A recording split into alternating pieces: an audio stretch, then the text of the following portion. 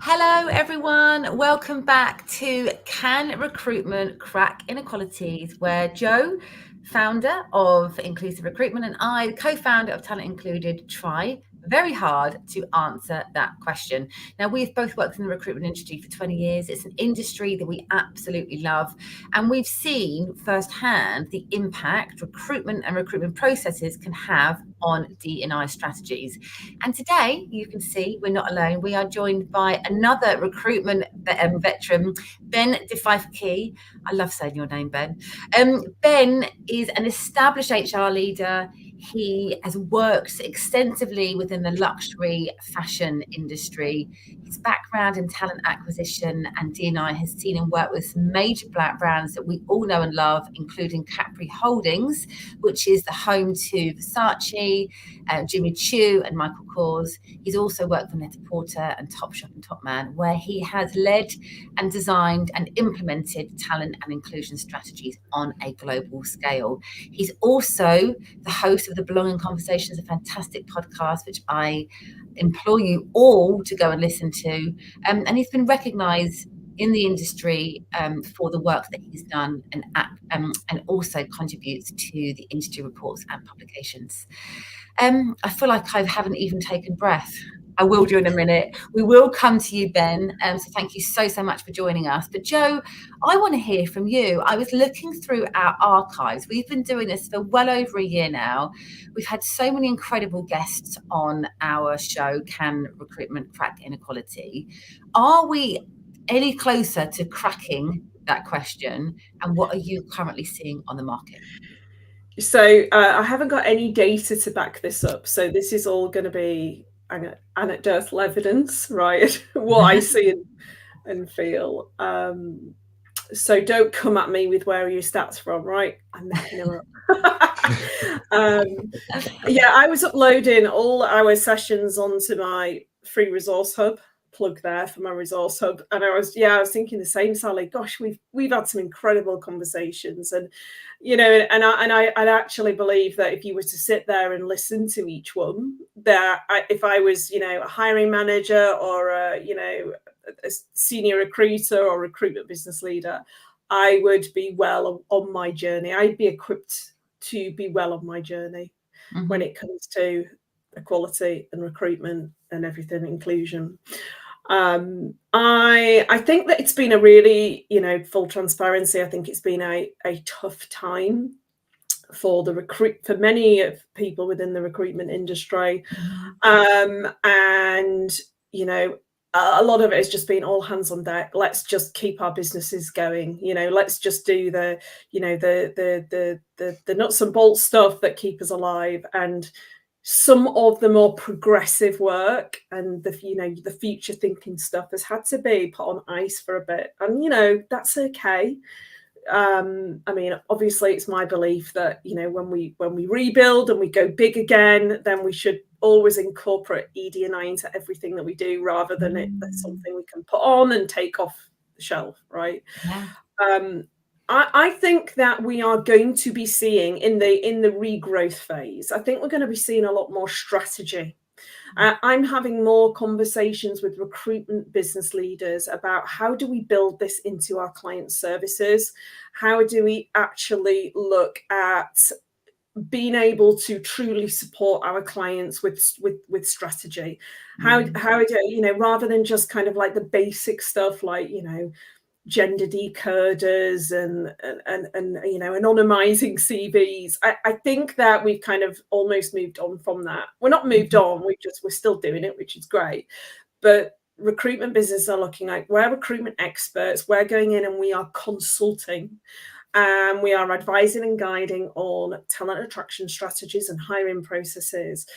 But there is a missing piece here. How do we actually equip ourselves with the necessary tools for a pure focus on skills-based hiring, taking out, eradicating bias, considering the different pieces of technology that we could be using in our retained offering, and really looking at this from a professional services perspective. We've already seen the big guns doing it, Hays acquiring Vasida's consulting arm, at the beginning of the year. And I think as an industry, that needs for us to be a really, really big green flag that, that this gives us a competitive edge. It enables us to deliver,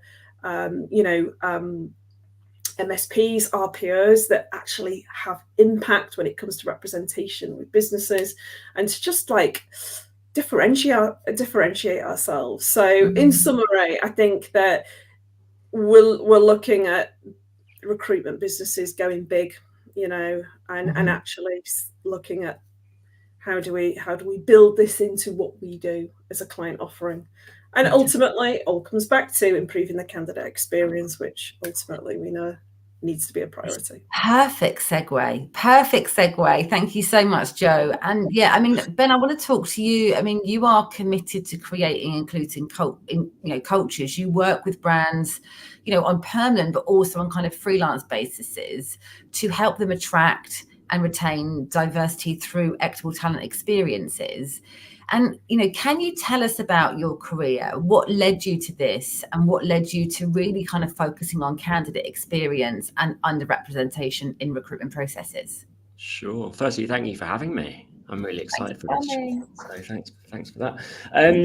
My career, gosh. So I guess I'm probably known best in the talent acquisition and recruiting space, but my career really started in employee engagement. I was working with brands as a consultant, to do their climate surveys and kind of give them recommendations on what the culture in their organization was telling them about the experiences they were giving their people, alongside running psychometric tests, which I found fascinating. I then fell completely into recruiting when I was, early 20s. So we're going back 20 years now, and really working with media and fashion and retail organizations from a recruiting and perspective with their HR talent specifically. So that's always kind of underpinned my career. I then moved into niche recruiting for the fashion and luxury space within especially marketing, e-commerce and digital, and that more creative lens before I moved in-house. So the bulk of my career has now been in-house, working with brands on embedding their recruiting activity into their business strategies.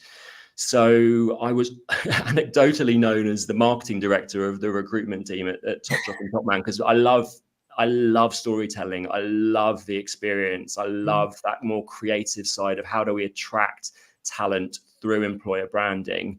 But then how does that then seamlessly follow them through their experience into organizations? Customer experience for me, I guess, working in the retail industry, that's always there, right? They're commercial organizations. They have a customer touch point. And a lot of the time when you're working, especially on the retail side, you are bringing talent into the organization that is directly connecting with that customer.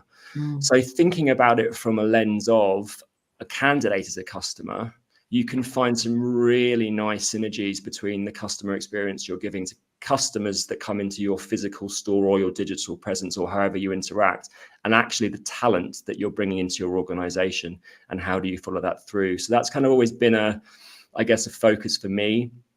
I did some work in UX and UI recruitment, which gives you that perspective of what is the journey that someone is going through when they interact with your brand. So that's where my recruiting and TA background has always gone through, is actually what is that more experience-led environment we're creating for talent.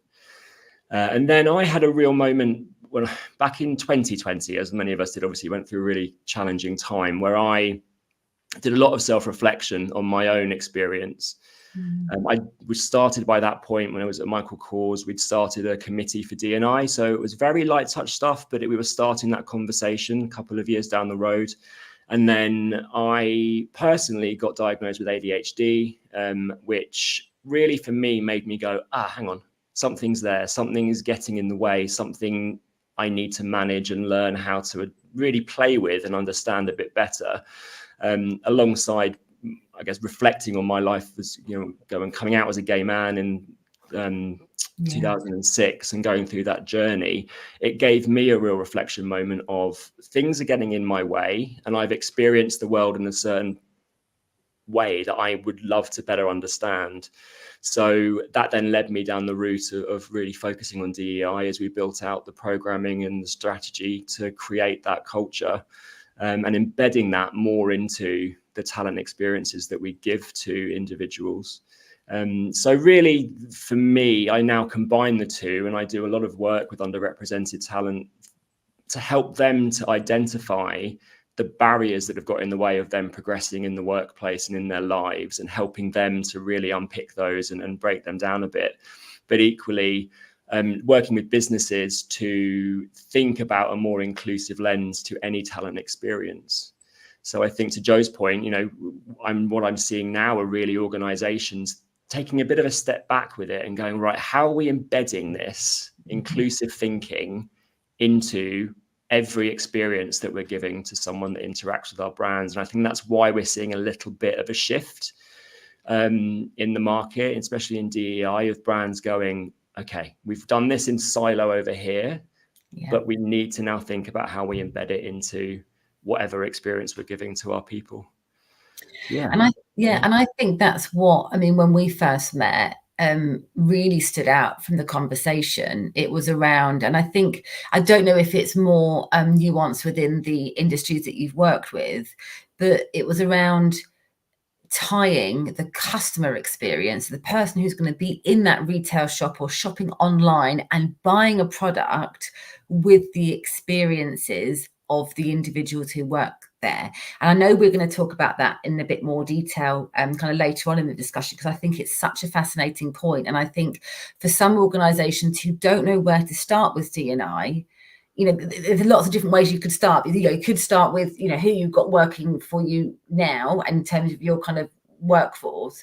But I think actually, if you start with your end customer in mind, it actually enables the conversation and people to be able to draw on that as a kind of guiding star. But anyway, I'm babbling. I'm going to go on because I want to talk about that later on. But I want to talk about the work that you've done in terms of that experience for the candidate, from attraction right the way through, if you like, to joining the organization. And we see organizations talk about bias, have unconscious bias training. Joe, you do a fantastic piece of work in your Train the Trainer for recruiters on bias itself and bias in the recruitment process. Can you talk to me about the work that you've done in this space, Ben? Because I think you really touched on it then in terms of how do you then embed this into an organization? What work have you done around this? And I think also, what impact does it have? Absolutely. And I've gone through a real journey myself with unconscious bias training, having done it myself, having worked with it on organizations and bringing it to life. And I've realized recently that there's a problem with it. We're telling people that biases exist. We're telling them when they show up and how they show up, but we're not telling them, and this is my experience, we're not telling them how to actually manage them and what to do to mitigate them. So a lot of the work I do now is working with leaders and managers and anyone in a hiring process, essentially, to really understand where their biases come from. But to ask yourself a very simple question: what am I basing this decision on? Whether it's hiring someone or promoting someone or performance managing someone, whatever the experience is, taking that pause and going, what am I basing this off, will help firstly as a kind of a reflection moment. Outside of that, building the tools and the processes into a recruitment experience that really support your objective thinking and create that level playing field, as we call it, for you to actually see on paper, right, this is a fair assessment of each candidate. This then creates a really good framework for you to make that decision objectively. Now, I'm not saying biases aren't going to show up in that process. And this is where I think recruitment teams, whether you're in an agency or you're in-house, is so critical at the moment, is how do you partner with that decision maker to have that conversation with them, to talk about the talent they're bringing in or interviewing and why they're making the decision. And I think that really collaborative approach, when I'm working with teams, helps to eliminate that bias as much as it can, because it challenges the thinking, it challenges the assumption, it challenges whatever. bias is showing up, and really enables you to have that really objective approach. Even if it, I did some work a few years ago now, but around restructures and managing redundancy processes, and even embedding this fair and really objective process into that gives you not only the confidence you're making the right decision, but it also gives you, it does surprise you at times, actually. You do walk away going, oh, that's not who I thought I'd be hiring, or that's not who I thought I'd be, whatever, developing or promoting. But that's some of the tools that I've done is around that really clear framework toolkit, but then that inclusive thinking, and that takes that real partnership and collaboration. And it also takes the time to be able to pause. We have all been in these big corporate organizations, been on these hamster wheels. Let's make decisions quickly. We've got a 45-minute meeting to get through X, Y, and Z. And I think, that's where we see corners being cut. And I think it's an interesting point that you made in terms of the redundancy piece as well. I don't think a lot of organizations look at inclusion across the whole employee life cycle.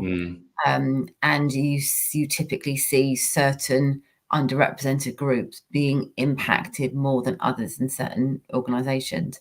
But Jo, what are your thoughts on this, and what impact have you seen in terms of the interventions and training that you offer around this subject? Because I would argue that you do go one step further in terms of it just being an umbrella kind of unconscious bias training. Yeah, I mean, unconscious bias training, it seems to be, it has been a go-to, and it's almost, there is some pushback against it now, because of course it doesn't work.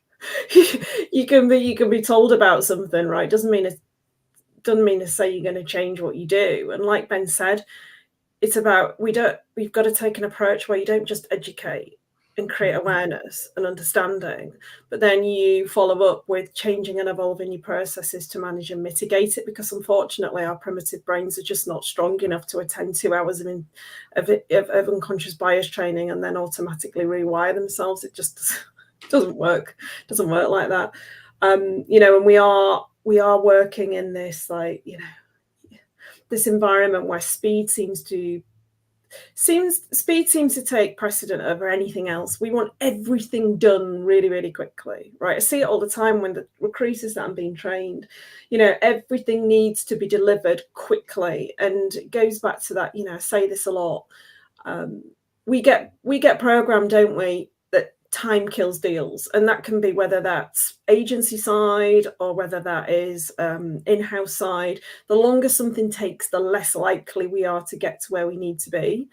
And I challenge that by saying the one thing that will kill inclusion and ultimately representation is speed. So if you're working with clients or stakeholders or hiring managers who are prioritizing speed, you just do not create the time and the space to implement these interventions that Ben's alluded to. And so the number one thing that we need as recruiters is to get things on retained to give us the time to be able to implement this recruitment methodology that manages and mitigates bias. And it goes back to one of the critical parts that I see as falling down on in the recruitment industry is that we don't assess properly because we just don't have time. Yeah. We're making really, really quick assumptions. We're scanning CVs in a matter of micro sessions. We're pre-screening people, but we're just asking them the basic housekeeping questions. We're not going deep into competency and behavioural based stuff. We're not thinking about the weighting of questions. We're not thinking about scoring matrices. We're not doing what we are paid to do, which is really, really dig deep into our candidates' capabilities and skills. And we're just making these, sweeping decisions that are often so, if we really unpick them, they're so heavily baked in subjective thinking. So, I honestly think a big part now of my training is about really reskilling recruiters to understand the fundamentals of skills-based hiring and proper interviewing. And luckily, we are, we can do all of this manually, right? And we've got useful pieces of technology like ChatGPT to feed our job specs in and to create us incredible frameworks if we put the right commands in. But we're also seeing this emerging technology that is coming out and doing the work for us, taking all that workload out and being able to manage a really beautiful, inclusive and accessible interview process. And it really helps us to make, as Ben said, these objective decisions. So that's a very long-winded answer to No, not at all. And I think that the recruiter piece is really vital. It's a vital part of the conversation, whether you're external in terms of agency or working as in internal teams. Ben, I want to ask you around about so you've got through that process. Okay, let's for all intents and purposes say that we've fixed the outreach, the recruitment process itself first up. What then happens when it gets to line managers? And you would have developed relationships with hundreds of line managers who've got lots of different needs. They're recruiting lots of different skill sets, some store-based, some head office-based. How have you been able to impact those? And some hiring managers, I also want to mention, don't recruit that often. They haven't got this stream of people coming in all the time. It might be a one-off role. It might be I haven't recruited in the last 2 years. Is a really, how do you reach those hiring managers when you're working in an in-house, the senior in-house role that you have been, to reach those hiring managers and to make sure that all the hard work that we do at this front end actually lands?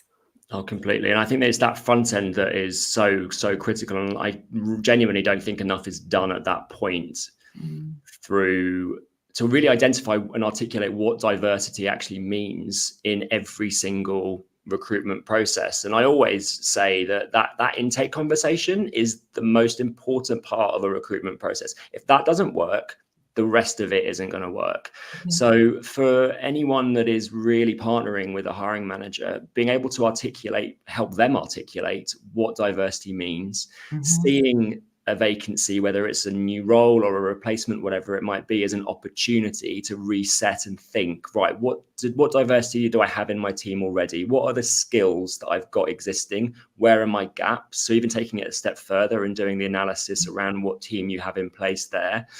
But for anyone that maybe isn't as close to it, understanding where they are in their experience and taking them on that journey. I'm a really big believer in not pointing fingers and not calling things out in a way that makes people go, okay, I'm not going to do that. Actually really having a conversation and helping them to understand the importance of it. But yeah, I think for me, it's that really getting it right at the very beginning, knowing, some of the work I've done is around really helping them to understand who their customer is. If you're looking at a manager role in retail, for example, what existing experience and skills do you have? Because when someone leaves your organization, that's an opportunity for you to think, you know what, I don't need an operational manager. I need a people manager, or I need a customer experience led manager. And then basing your entire recruiting process, when that's your skills matrix, your interview questions, whatever it is, around that. But really understanding and helping hiring managers to understand where they are in their journey with this. And not just say your unconscious bias will come up, but it's fine, everybody has them, so off you go, and just basically ignore that it exists. But yeah, I think that for me is some of it's that conversation, that really meaningful conversation throughout the process, and upskilling, I would say, recruiters. A majority of my career is in-house. You're recruiting TA teams to be comfortable to push back and actually challenge their own biases, because Joe's absolutely right. I think we're in a phase of speed, but there is a risk that we go down that haste mode. And I think there's a difference. We can work quickly, but if we work hastily, that's when mistakes start getting made and the biases start coming in. So yeah, I think that would be some of the work that I would recommend. I think you're right. And I think understanding your team, not only in terms of, makeup, but in terms of, you're right, succession planning, talent development. I've yet to work with an organization who absolutely gets that right. That kind of internal mobility piece, looking at a department and thinking about the skills that they need as opposed to the personalities.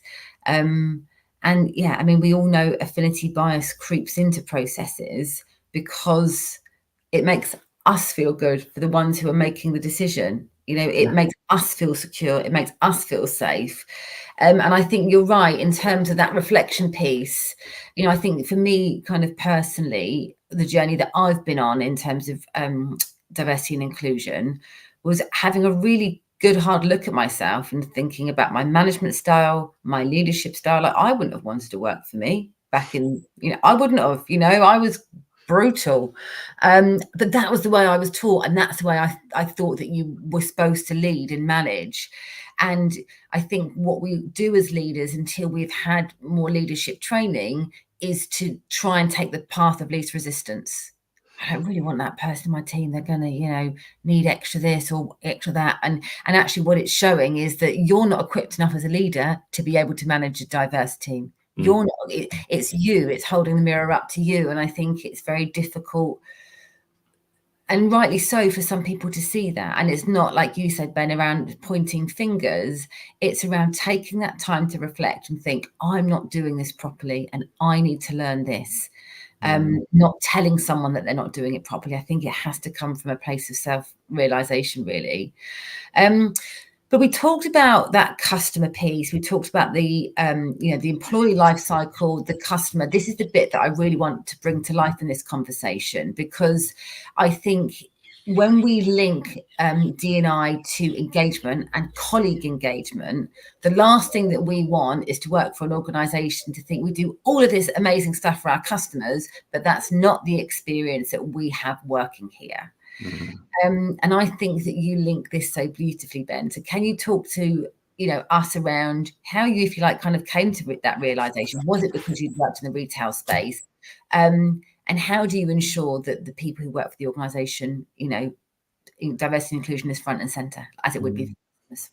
I'm a big advocate for inclusion first when it comes to these conversations. And for me, I always challenged, if we were talking about bringing in diversity, whatever diversity means, if we were talking about bringing that in, but we know the experience we're not going to give someone when they're in the environment is going to make them feel included, what's the point?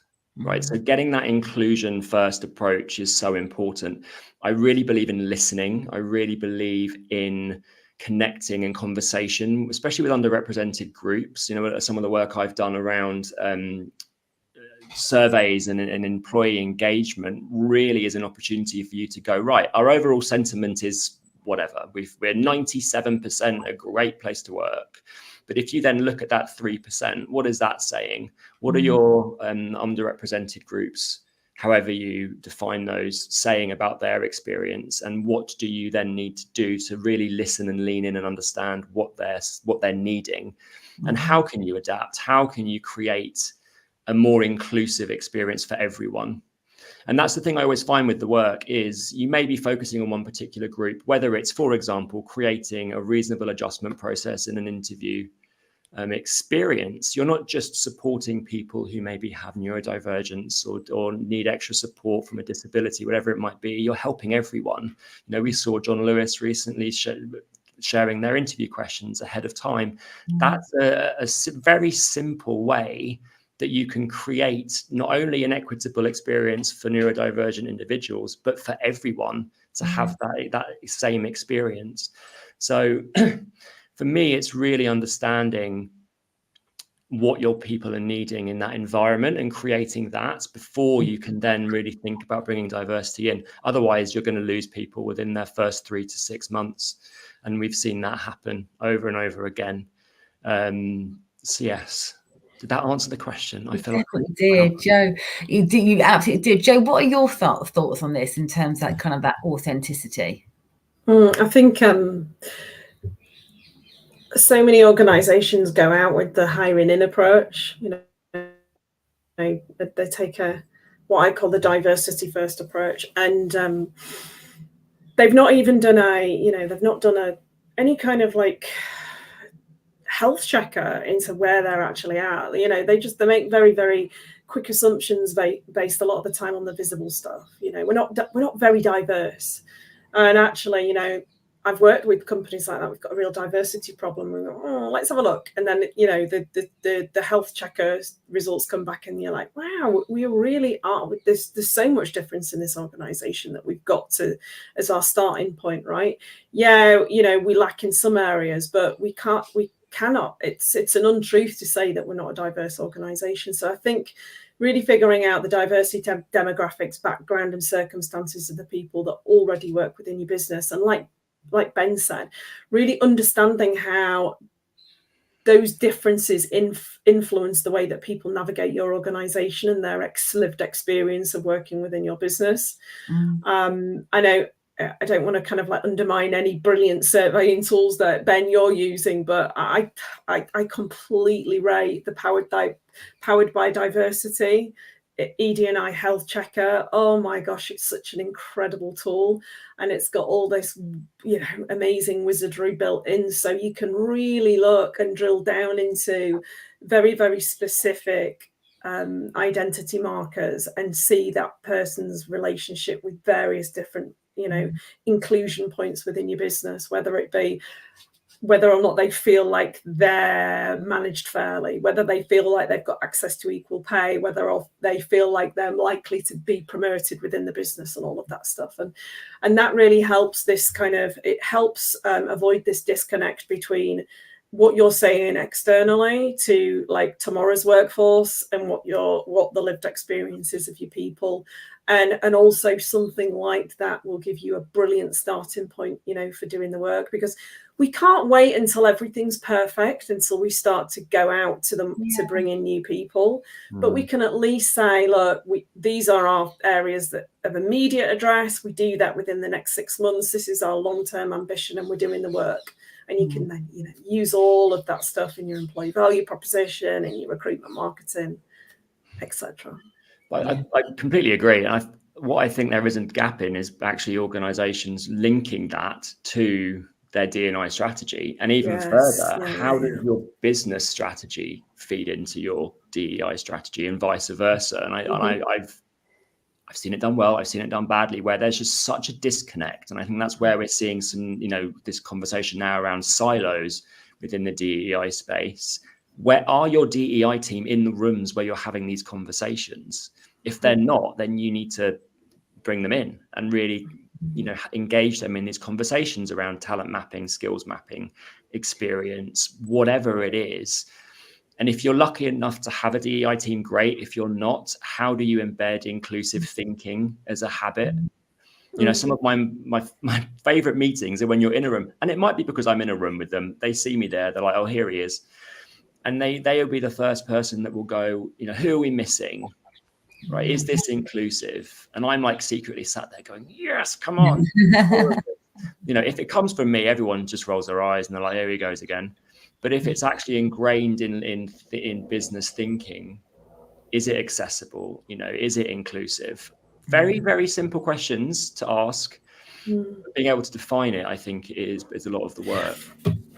And I would add to what you just said at the beginning there, you know, that really important point about looking at your business's pain points and really kind of looking at like, well, where does ED&I come into this? And this is the critical part. This is a conversation I'm going to be having more and more with recruitment business leaders, because I'm still struggling to get them to understand that ED&I is directly connected with the business objectives and the profit and the success of the organization, and whether it's in the recruitment space or, you know, within fashion and retail. But I think for ED&I folk to actually go, right, so what's keeping you awake at night from a commercial perspective? And we know, don't we, between the three of us, that would give us enough to go on to build an entire ED&I strategy, just 3 or 4 points. You know, we're missing this group of consumers. We're, you know, our turnovers at this, our, you know, management capabilities at that.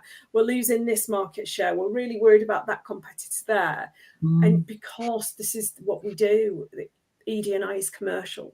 And we can weave every single part of what we do into what's keeping those founders or business leaders up at night. Yeah. I was in I think that's the future, not initiatives and lunch and learns and webinars that have a place. They're not fixing anything right anymore. They used to be 3 years ago, but they're not anymore. Sorry, Ben.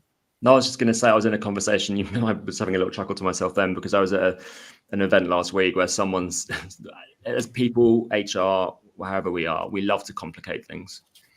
If you take it back to the bare bones of what we're needing to do, it isn't that complicated. There's a lot of work to be done, don't get me wrong.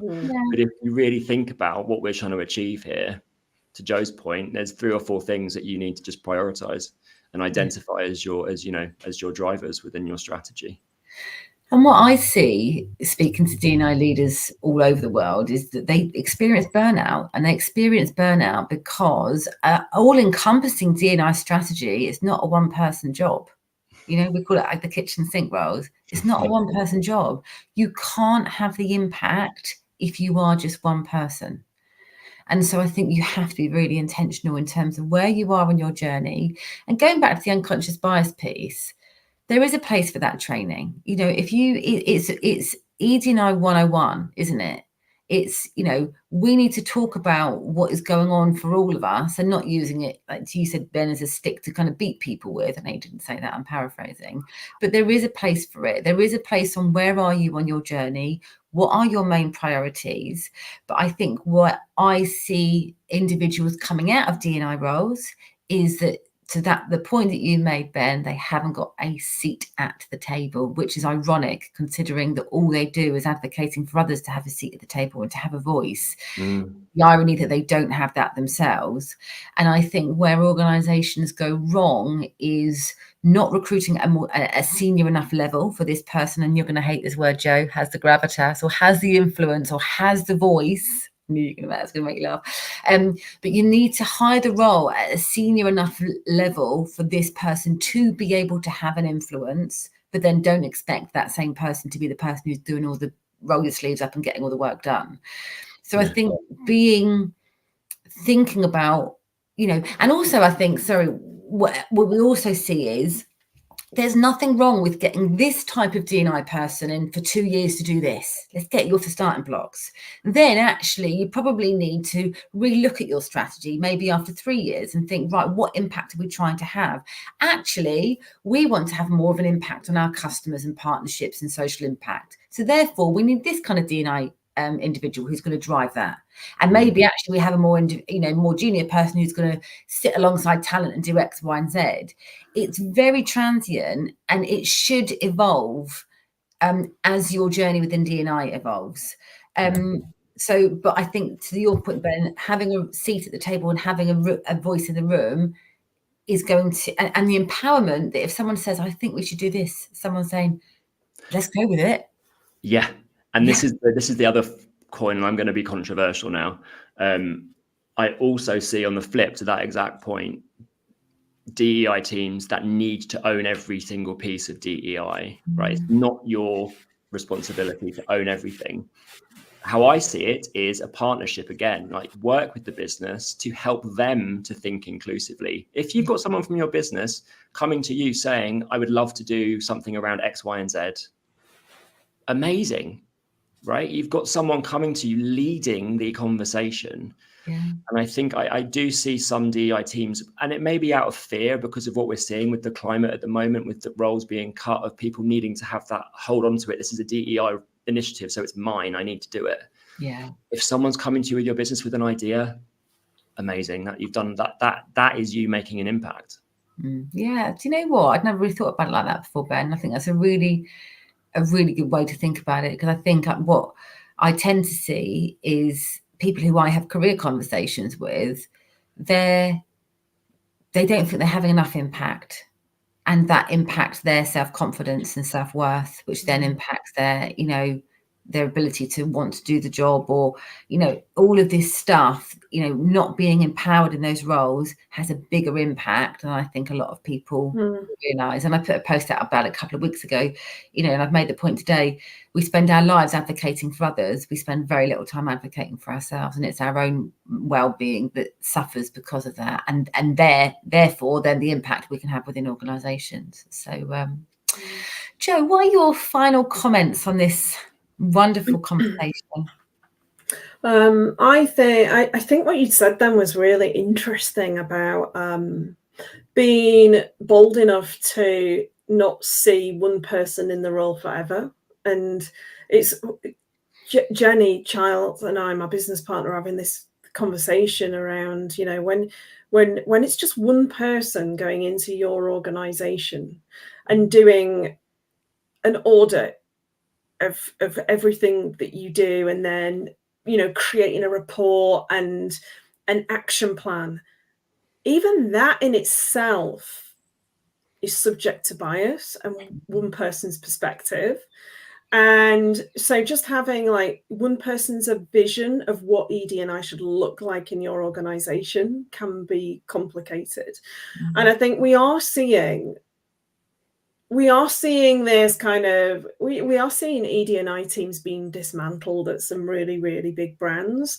I think a lot of them were hired in like an emergency response mode, if I'm completely honest. I think they were never given the authority and platform that they needed to create any real change. And you're like, oh, do you know what? ED&I, all those people, they're just not making a difference. And you're like, yeah, of course they're not, because they've got no authority within your organization. They've probably never even met the chief exec. They don't sit on the senior leadership team. They've probably just been like, you know, tinkering with this over here, creating these initiatives and doing all this, you know, like cosmetic enhancements, dare I say it. But they've never been given real authority to go out and work strategically and change and create a change management project, which I know, Sally, you and I talk about all the time. They've not been given the license to go in there and roll out a change management piece. So all those initiatives and stuff that we needed 2 or 3 years ago, we don't need them anymore.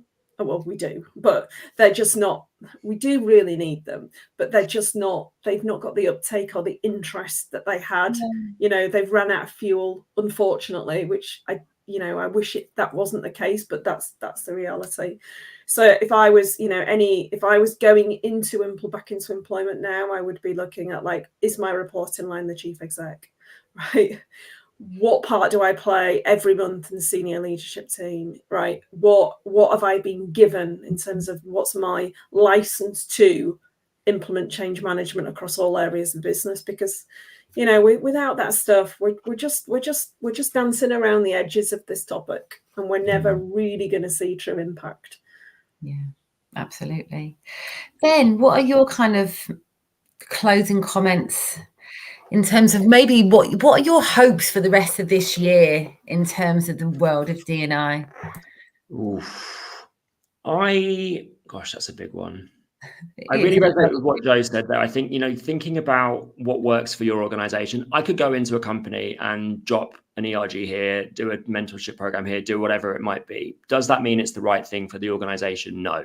So I think for businesses to really take that time to really identify what their goals are through listening, through however you collect your data, and make sure that it really aligns to who you are as a business and your values.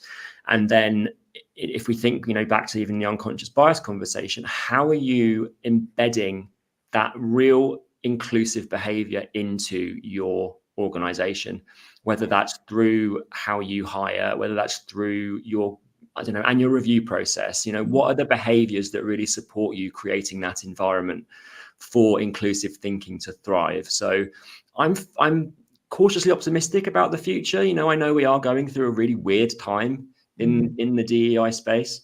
But I'm really optimistic that it's because businesses are actually taking a bit of a step to go, right, how do we really embed this into how we work and into the true DNA of our business that then supports that commercial goal? Yeah, absolutely. And for someone who spends all of her day tracking the market, I do want to say there are roles out there. I mean, I can't begin to tell you how many roles come on a daily basis in terms of in the D&I space. So all I would say is, keep the faith. I think what I'm seeing is a lot of individuals really doing their due diligence. So in terms of the businesses that they want to work for.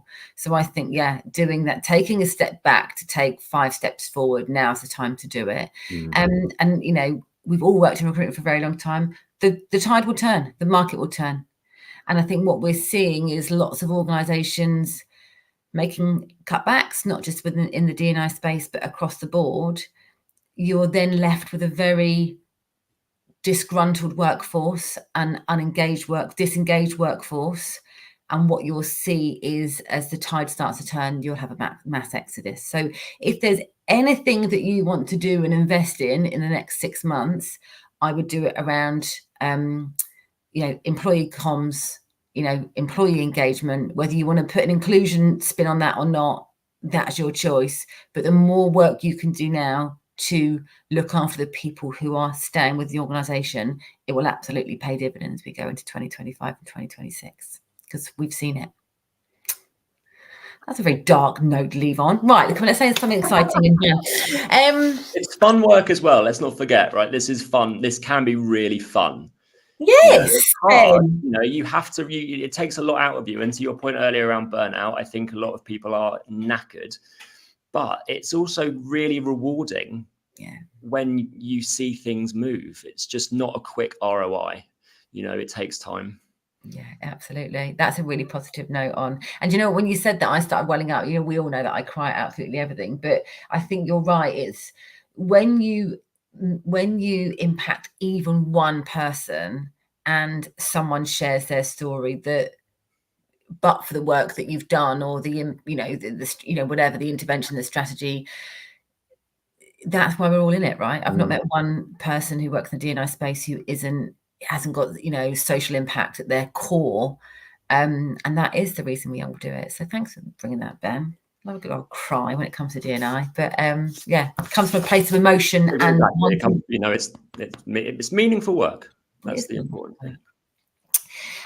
Check Ben out, check his podcast out. If you want him to come in and do an audit of where you are, reach out to him. He's incredible at what he does. Where Joe and I are. We're always hanging around on LinkedIn, being genuinely just annoying. But for anyone who wants to upskill their talent acquisition team, now is the time to do it. Invest in Joe and Joe's program. Anyone who's looking for a role in D&I and wants some career advice, give me a shout. Or if you're looking to hire into your D&I teams, the market is, it's moving. So let's not be shy. Let's get involved and let's all practice inclusive recruitment. And we can all be really happy about it. Thank you both. I will see you, no doubt, very soon. Thank you so much for your time. Thank you. Bye.